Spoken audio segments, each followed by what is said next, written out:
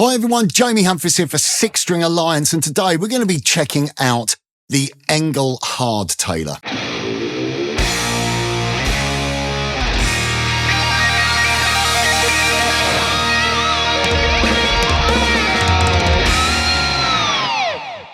Now, if you're like me and you like to have your whammy bar set so that it's floating, in other words, it will go down and it will go up, this has some definite plus points.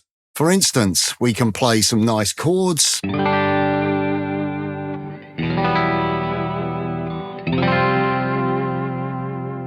we can add vibrato to them. We can also add vibrato in an upward and downward motion when we're playing single notes. And we can also do little whammy bar tricks, such as flutters. As well as that, we can also raise the pitch of notes as well. Now, I generally have my guitar set so that I have a whole tone pull up on the open G string. That enables me to do kind of cool things like that, pseudo pedal steel tricks, very much inspired by Michael Lee Firkins. Now, as well as the plus side of things, there are also some downsides to having your bridge floating. For instance, whenever you alter the pitch of a string, it's going to put the other strings out of tune. This could be as simple as trying to achieve a unison bend. As soon as I bend the B string up, if I just play the top E string as I bend the B string, you can hear it's going out of tune. And also, if I try to achieve any form of drop tuning, if I want to put my guitar into drop D, as soon as you change the tuning of the low E string down by a whole tone or any other pitch for that matter, the whole guitar will go out of tune. Now, for those of you that have visited my channel or followed any of the stuff that I've done over the last, 27 years, you will know that I primarily play Music Man guitars, and I really gravitate towards the Axis Super Sport. I played the Super Sport, the brown one, on all my Lick Library DVDs, and this one that I've been playing for the last few years, which was a guitar that Music Man very kindly allowed me to design. It's kind of the only one in existence. And this is my main guitar. This is the guitar that I like to take out and travel with.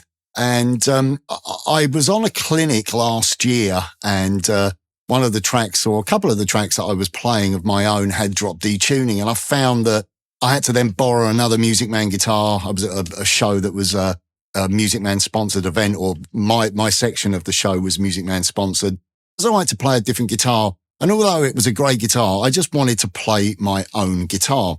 Now, I do have some Floyd Rose equipped guitars where I have the EVH drop tune, the drop D tuner fitted to them. And those are great if you get them set up properly. And I've had a lot of success with those, but you still can't have your bridge floating. You have to have the bridge so that it's locked off against the body, so it will only go in a downward motion. Now, for quite a while, I've been looking for a solution that would effectively lock my bridge off, so I would be able to put this guitar into a drop D tuning without it going hideously out of tune, and also have a little bit more stability on the bridge for general playing, but still be able to switch it back to a floating bridge. Now, not long after the release of the Steve Morse 20-watt head, which I have behind me here, I am a massive Steve Morse fan. And although I play what was effectively the Eddie Van Halen guitar and was a big fan of the Eddie Van Halen guitar when it first came out, my love of Music Man guitars started a lot earlier because of Steve Morse. He's had a huge impact on me as a guitar player and for my choices of equipment, and even the inspiration behind some of the switching that I have included on this guitar. Now, I was looking at the Engl website and I stumbled across this little device here. I don't know if that will pick up. I'll do a close-up shot of that, which is the Hardtailer. Now, effectively what this is an all-steel piece of machinery, if you like. I don't really know what to call it, with some brass parts on it, so it's very well made. And it has 2 points. You pull this little brass pin out here, and you can see it slides into 2 lockable positions. Now, the idea is that this position here, you have it fixed in the back of your guitar. in this position here, when this little point, this little brass point is locked in, it's not making contact with the block of your guitar. But when you pull it out and you put it into the next position, that point will be touching the block, rendering the upward motion of your whammy bar non-existent, basically. It would lock off the bridge. So effectively turning the bridge into, as it says, a hardtailer. So I reached out to my friends at Engl and was like, could I get one of these? And they were like, sure, as long as you make a video of it. So that was the deal. So I'm making a video. Now, I have not used this yet, and I'm going to attempt to fit this in this video. I've had a little bit of help. I watched Henning's video. I was going to say, although I wouldn't admit to that, and I've just admitted to it on camera. So I did watch Henning's video, which was really good, actually. I'm not the most technically minded of people, and even changing a light bulb to me normally means that the house will be fused. So let's see if a really technical person when it comes to building stuff is able to fit this successfully to the guitar. So I'm now going to fit this, and we're going to see how well it works. There is a little, some little holes here. Again, this is not really going to pick up on camera. We'll have a closer look at it in a moment when we put the guitar on the bench. But this enables you to just adjust the length of this little pin, if you like. So you can get it so that it's touching the bridge, but you can really sort of adjust it so it's really snug and tight against the block. So, yeah, I'm going to move over to the bench and let's see if we can successfully fit the hardtailer to my number one pride and joy guitar and see if this is the product that I have been looking for. Okay, so I've got my guitar on the table. Forgive the crudeness of this. I've just sort of stuck a light in front of it and used my other little camera. So hopefully this is enough for you guys to see. Here's the hardtailer itself. When you pull it out, like so, you pull that pin out, you can shift the position of it. So that's when it's engaged. So it will be locking off the block, and then to pull it back, that's when it would be disengaged. You can see on the bottom there, you've got the little pin there. If I pull that out and then do that, that's how the mechanism is working. And it's really smooth as well. It's not catching or anything. So I've got my big hands in the way, but it's very, very smooth. So you can see that it's well engineered. And then you've got these little holes in this little point at the end, which is the point that makes contact. So once you've got it in place, you can actually tighten it or loosen it off, or probably tighten it up to make sure that it presses enough against the block to stop it moving. And the way that we install it, what I'm going to do is I'm going to set it now so that it's, I can't actually see my camera. So hopefully this is good. I'm putting it in. So that's the position that it would go in there. Or should we put it? Yeah, let's put it there. So we've got it there.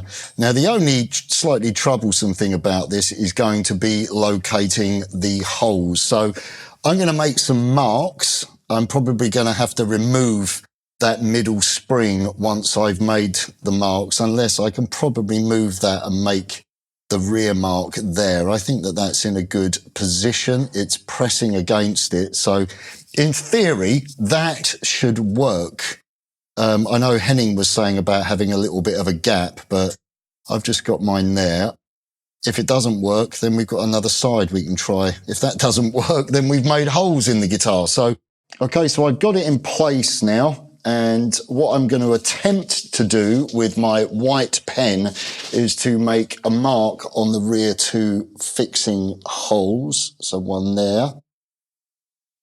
And then another one should be around here, if I can get it in there. Yeah, I can. I'm getting white pen all over the unit itself, so I will have to clean that off in a moment. But we just want to make sure that that little wheel isn't touching on the on the springs themselves. Okay, so I've removed the middle spring. And I've just scored a little bit where I made that first mark. And what I'm going to do is attempt to fit this just on one screw to start with.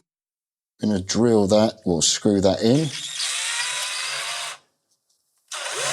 And I've just chipped some of the finish off my guitar. Thankfully, it's only in the inside. Look at that. As soon as I screwed that in, it chipped off. Never mind.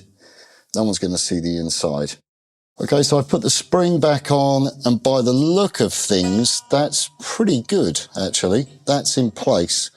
And so now I'm going to remove this other spring here, and I'm going to screw into where the other mark is, and then I shall put the other screw in. I just want to make sure that it's, each time I do it, there's a little bit of play there, but I can adjust the end portion with the little Allen key later on, just to sort of make sure that it goes tightly up against the block. Okay, so I've just scored a little mark there where my little white mark was. I've just scored a little hole to get the screw started. Let's pop that in. It is a little bit tight, I have to say. It is quite fiddly, this. It's not the easiest thing I've ever done on camera. The screw is in place. So let's put that in.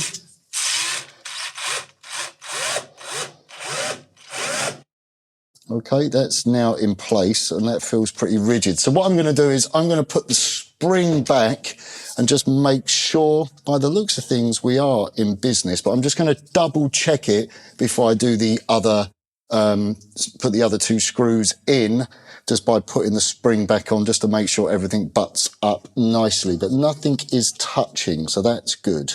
Okay, so that appears to have worked. I've just popped the other spring back in just to make sure. We got a little bit of play on it, but we are going to adjust that by putting in a little Allen key here and just adjusting the how close we can extend that to make sure that we can get it so that it is tighter against the block, which already it is. So we'll get that adjusted once we get the other two screws in. So I'm going to do that now. Let's pop off that other spring, just pull that off. Here we go. Because that's nice and firm and in place, so that's not moving. So let's just put the screw in. Let's get the other screw. Some of you technicians out there will probably be cringing at my guitar repair skills, because they are absolutely non-existent, but needs must. There we go. That's working.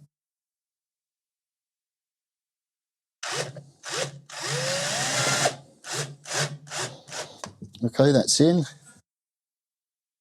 We're going to put that spring back on now and then remove the other spring just to make sure we can get the final screw in. Okay, so everything's in line, so I'm just going to score another hole with the screwdriver in the final screw hole there, get the screw and put that in, hopefully. Obviously, I've removed the other spring to make sure we can get it in place.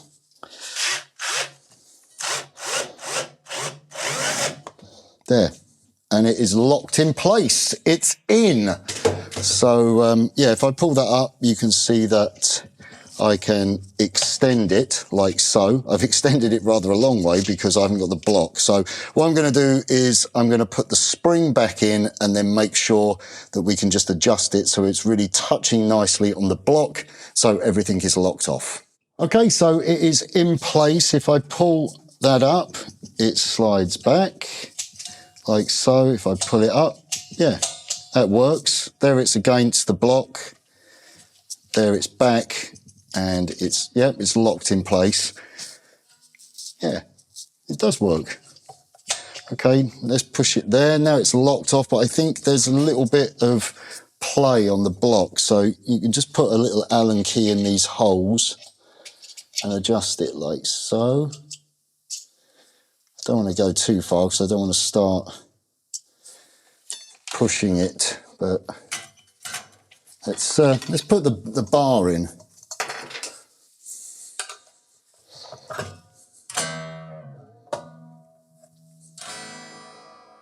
Yeah, so it's not... Let's have a look. No, that hasn't changed. Let's pull that out.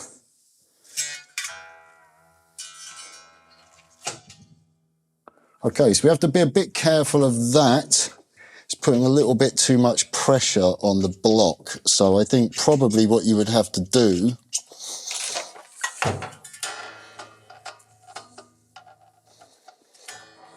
yeah, it's vibrating a little bit. Let's just micro adjustments.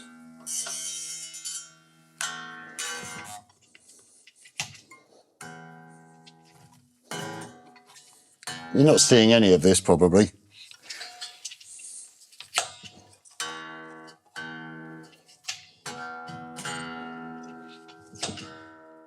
Okay, yeah, so it's touching a little bit too much on there.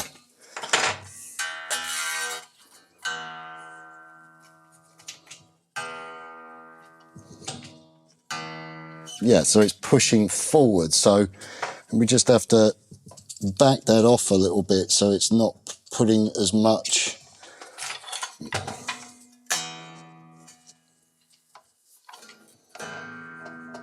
So it's locked off.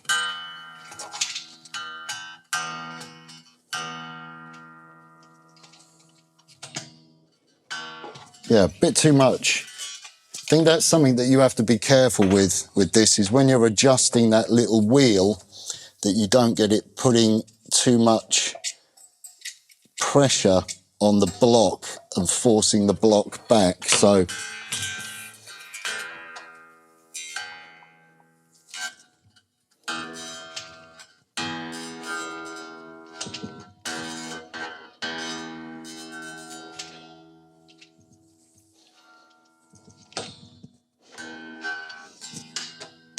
oh, that's it.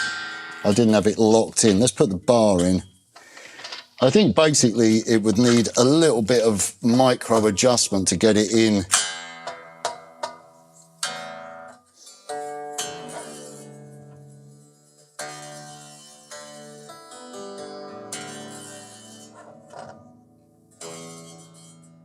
Yeah, it's pretty much there. I just think it needs a little bit of tweaking, and then it should work. I think it's pretty good. I'm just not that convinced about how it's touching on the body, sorry, on the block. There. Let's check it out. We're going to plug it in and see how it works. Okay, so we're back. We're back sitting on the stool. Hopefully that video worked for you, me sitting over there at my bench, attempting to put this together. It was a little bit crude, but hopefully you saw the procedure of how I was able to fit the hardtailer to the guitar. And if I just unclip my guitar there, you can see it sitting in the back there. So that was, it was a successful bit of maintenance. How easy was it to fit? Well, I'm not the most technically minded person, and I managed to do it. I'm sure other people would do it a different way. Maybe you would take everything apart, but I felt the way I did it, getting the back two in place, screwing those in, removing the springs, checking, putting the springs back on, checking the placement, that seemed to work, and it has been successful. So it was a little bit of messing around, but it wasn't an incredibly difficult thing to do. And let's face it, I didn't have to drill my guitar. I just made some little holes with a screwdriver to help the screw go in to start it, and then just screwed it directly in. I have made some slight adjustments to my whammy bar after, or the springs, should I say, after, because the way my bridge was set up, it was pulling a little bit too high. In fact, let me just, I'm going to take my guitar strap off to just show you the rest of it. It's in place. It is in place. And all you're doing is just pulling it up like so. Now it's locked in. So if I play,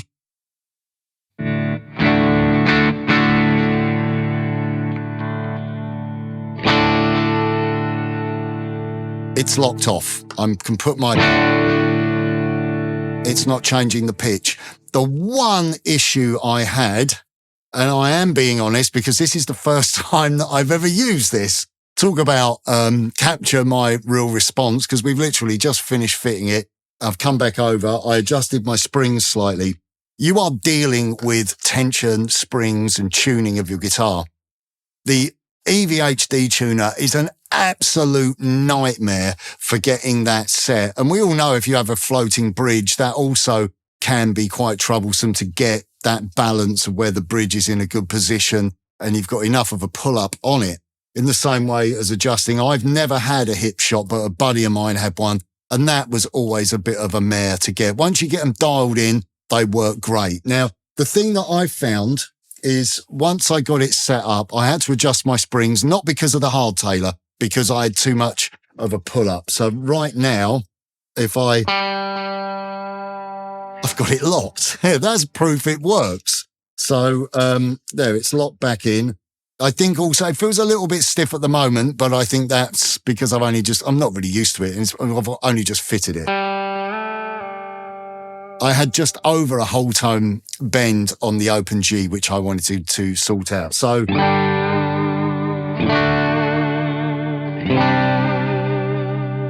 that's working nicely. It hasn't interfered at all with the workings of the whammy bar. I should point out, actually, my delay is coming from the amp. How cool is that? A valve amplifier with built-in digital delay, and also the impulse responses as well. I'm just running one cable. I'm running into it, and I'm running out of it into my audio interface. That's a really cool amp. We're going to look at that at another point. But anyway, so if I now lock it off, I'll talk about my troubles that I had. That's now locked, okay? So we can...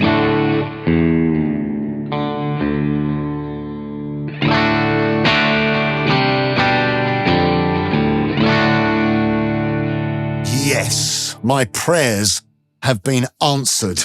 I am now able to successfully drop tune this guitar. One of the plus sides of it... The whammy bar still works. I can still push it down. But the downside that I found was adjusting this bit here. Getting that to touch the bridge enough that it didn't vibrate. I was getting some vibration to start off with. It was a little bit annoying. I was like, oh no, what have I done? The only super sport in the world with single coils on, and I've ruined it. But no, it was just really fine tuning and adjusting that little wheel there. Real small movements so that I got it just touching on the block. If there's too much, if you push it too much, then the block is going to move. Remember, it's got springs. So if you adjust that too generously, when you unlock it, your whole guitar is going to be, oh, actually, I've just unlocked it with it still in drop D. Your whole guitar will be out of tune.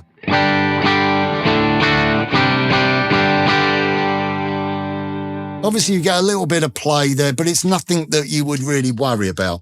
Pop it off, and now...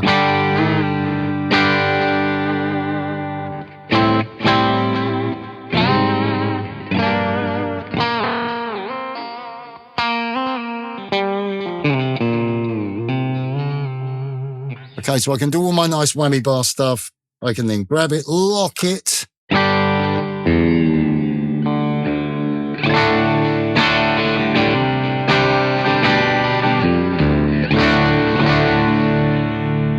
I think that's fantastic. This is exactly what I have been looking for. This is my honest reaction, everybody. I am friends with the Engl guys. Really great people, make great products. But I was nervous about fitting this, and I have put it off. In fact, Jürgen from Engl wrote to me. He was like, oh, Jamie, are you going to do anything with that hardtailer? And I was like, I was going to take it into my friend to get him to fit it because I don't want to ruin my guitar. But I thought, why not just do it on camera? So there it is. It's fitted, it's working, and it hasn't interrupted with my guitar. The only slightly annoying thing now is that I have no backplate, and my OCD on this guitar is going to drive me crazy. So I need to find a Music Man fitting backplate that has enough of a hole where the springs are that I can adjust it and use it in a live scenario. But for what I need, this is working absolutely great.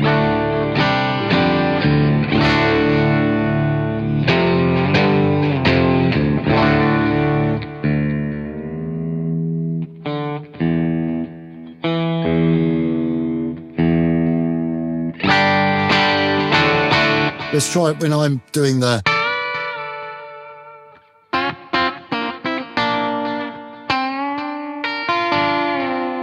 That's fantastic. Or, yeah, you can do those like sort of Jerry Donahue, where you're grabbing and pulling the strings. You can do those licks now. Whenever I did those before, you were always sort of, pulling the guitar a little bit to get it back in tune. But then I can just do that. Yeah, that's locked now, or that's unlocked, but the barrel is locked, if you like.